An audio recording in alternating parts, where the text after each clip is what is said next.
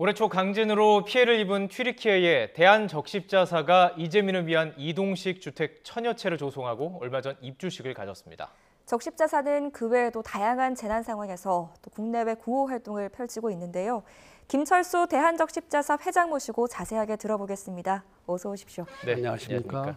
네. 예, 지난주 튀르키예 현지에 입주식이 있었습니다. 이 우정마을 저희도 보도를 해드렸던 걸 기억을 하는데요. 네네. 이게 어떤 마을인지 좀 설명 먼저 부탁드리겠습니다. 네, 지난 2월에 튀르키예에 아주 대형 강진이 발생했습니다. 예. 그때 많은 사상자와 이재민이 나왔는데요. 튀르키예는 여러분 아시다시피 한국전쟁 때 4번째로 많은 병력을 참전시켰고 예.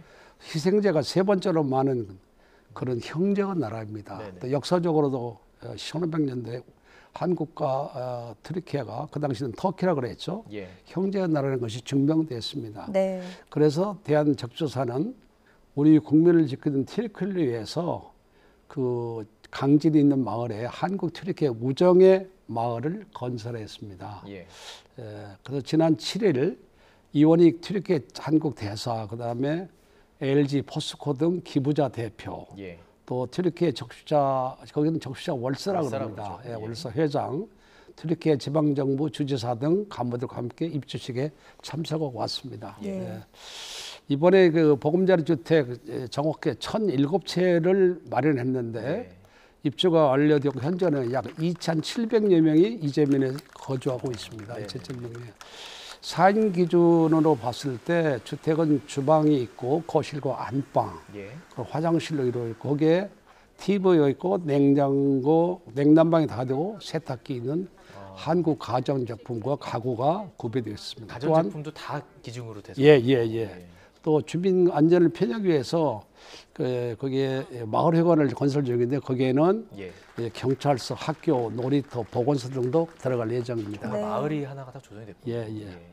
그래서 튀르키예에서 그 적십자 월사 회장님도 굉장히 만족해하시고 예. 또 그 튀르키예 주재 우리 한국 대사님도 외국인들이 와서 한 그 주택 중에서 가장 규모도 크고 가장 훌륭하다 이렇게 칭찬을 받은 바 있습니다. 네. 말씀을 들어보니까 현지 상황이 어떤지 더 궁금한데 거기 계시는 이재민 분들은 어떻게 생활하고 계시던가요? 네, 제가 직접 그 이재민들을 만나보고 네. 또 주택 안에도 들어가 봤습니다. 예. 굉장히 고마워요. 그동안에는 그 텐트 안에 들어가서 살았는데 예. 텐트 안에서 많은 심적인 고통, 밥도 제대로 못 먹었는데 이제는 아주 좋은 그 환경 속에 들어가서 예. 정말 우리 대한민국 국민에 대해서 감사하고 예. 이렇게 생각을 했습니다. 특히 또 아이들에게는 대한민국에 있는 알쇼의 학생들이 손수 제작한 예. 학용품 세트를 주고 거기에 또 편지를 썼습니다. 네. 힘내라. 우리 대한민국 학생들 너희들을 응원한다. 그래가지고 더욱더 그 학생들한테 감동을 주었습니다. 예. 그래서 현지 주민들은 일상생활로 돌아왔을 때 감사하다. 그리고 대한민국에 더욱 감사드리고 우리가 과거에 대한민국을 어려울 때 도와준 것이 정말 잘했다. 그래서 저희들도 대한민국 국민들의 마음을 잘 전해냈다 해서 가슴이 벅찼습니다. 예. 적십자에서 이런 일을 하고 있다는 것도 모르셨던 분들도 많으실 텐데 네. 자, 오늘 이 보도를 통해서 더 좀 현장에서 구호활동을 하는 걸 느끼게 될 것 같습니다. 이제 지진이 난 지가 지금 보도한 지도 8개월이 지났어요. 이 정도면 네. 사실 어느 정도 재건이 돼야 되는 것 같은데 네. 아직도 그렇지가 않은 것 정확하게 같아요. 지난번에 지진이 2월 8일 날 났는데요. 예. 31만 5천 채의 그 주택과 건물이 파괴가 됐습니다. 네. 튀르키예 역사상 가장 큰 규모 강진이었는데 그래서 그 무너진 잔해를 아직도 시내 곳곳에서 아직도 여전히요. 치우고 있는 그런 모습을 봤고 네. 또 손도 못 대고 있는 것도 봤습니다. 네. 대규모 지진이 발생한 것을 복구하려면은 빠르면 5년, 길게는 15년까지 걸린다고 합니다. 15년까지. 또한 이것을 네. 마구잡이로 하지 않고 거기도 그 소위 말하는 그 도시 계획을 하면서 갇히기 때문에 더 늦어진다고 예. 합니다. 그래서 또한 우리는 대한적십자사는 거기에 혈액원도 짓고 예. 헌혈의 집을 지어서 또 그것을 운영할 수 있는 운영 시스템도 도와주고 있습니다. 네. 헌혈의 집과 혈액원을 하려면 상당한 기술이 요구하기 때문에 예. 그래서 완전히 회복되도록 저희들이 노력하고 있습니다. 네. 이 대한적 십자사는 또 현지 상황을 잘 아는 아까 말씀하셨던 적신월사를 통해서 구호 활동을 펼치고 있는데 적신월사는 또 어떤 형식으로 지금 구호 활동을 펼치고 있습니까? 적신월사는 아까 말했지만 적신월사라고 쓰는 나라가 33나라가 있습니다. 특히 이슬람 국가들이 그렇습니다. 그래서 그분들은 이게 소위 이 십자가를 이걸 실험이다. 원래 그게 예수를 표시하는 거 아니고 원래 스위스 국가에 그 십자가 있기 때문에 그런데 네. 이 적신월사도 상당히 잘하고 있었습니다. 네. 튀르키예는 재난관리청이 있습니다. 그 예. 공무원인데 네. 재난관리청과 같이 하는데 주로 하는 것은 적신월사에서 하고 있었습니다. 그래서 했는데 거기에서 뭐 그 여러 가지 집단 급식도 많이 해줬고 네. 보건 문제, 물류 문제, 또 임시 거처, 또 심리적 치료까지 하고 또 현금 지원 등 다양한 구조 활동을 하고 있었는데 예. 상당히 잘하고 있었고 우리나라와 같이 봉사원도 이제 20만 명의 봉사원이 활동하고 있었습니다. 그래서 네. 체계화돼서 재난구호 활동을 잘하고 있다고 저는 봤습니다. 예. 자, 이번에 그 대한적십자사가 이번 강진과 관련해서 지원한 액수 이걸 좀 살펴봤더니 단일 국가 단위로 살펴봤더니 가장 컸다고요. 제일 컸습니다. 예. 일본이 이제 우리보다는 조금 모자랐는데 예. 그래도 일본보다는 그 적십자 월사 회장도 그렇고 예.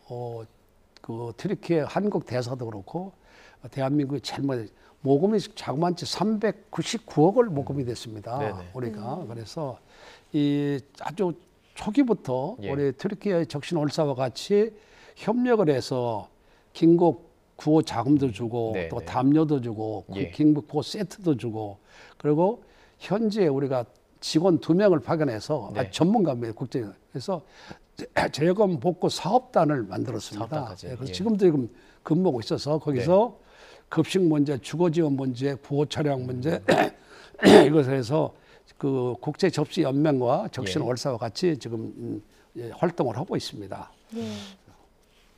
또 지난 2월에 튀르키예 지진뿐만이 아니고 모로코, 아프가니스탄에는 강진이 또 있었고 또 리비아에는 대홍수가 발생했습니다. 여러모로 또 이 대한적 십자사의 손길이 필요한 곳이 많은데 어떻게 좀 활동을 하고 계십니까? 네, 뭐 세계 각국에서 뭐 대형 그 이런 지진이나 재난, 예. 홍수가 나는데 이게 참 기후 위기와도 상당히 밀접한 관계가 있습니다. 네. 참 가슴 아픈 일인데 대한적십자사는 1차 긴급 구호 활동을 해서 네. 스위스 프랑으로 10만 프랑을 모로코와 리비아에 보내줬습니다. 그리고 네네. 대국민 모금 캠페인도 해서 예. 모로코에는 약 7억 7천만 원, 그다음에 리비아에는 8억 9천만 원의 국민 생급을 모금했습니다. 예. 그래서 이제 또 고천할 겁니다.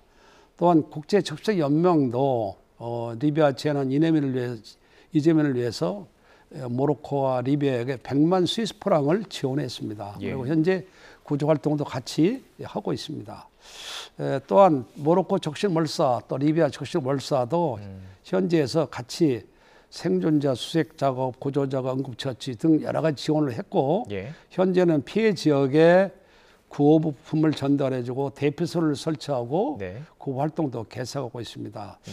최근에 아프가니스탄에서 강진이 발생해서 네. 한 10,000명 이상의 사상자가 네. 발생했습니다. 참 네네. 안타까운 일인데 거기에도 현재 적십자월사를 중심으로 해서 예.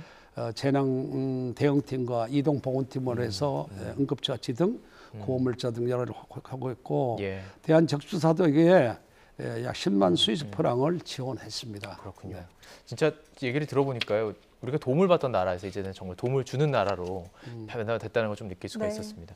자, 마지막 질문이 좀 될 것 같은데요. 시간 관리상.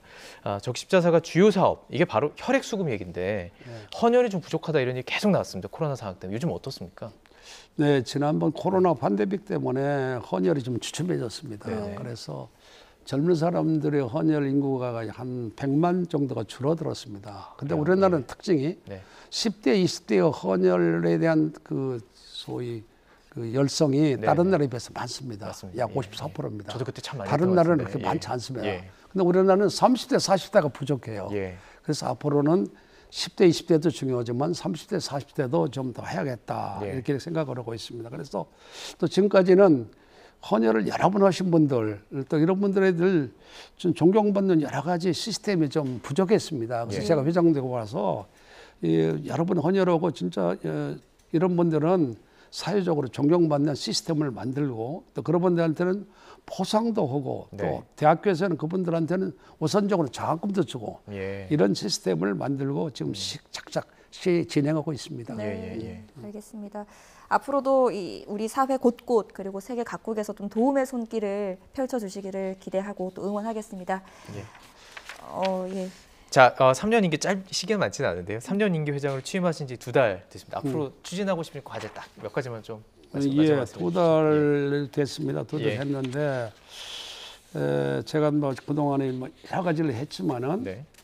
제가 첫 번에 와서 2가지를 했습니다. 한 가지는 ESG 위원회를 만들었어요. 환경에 대한 우리 대응을 하자. 그래서 예.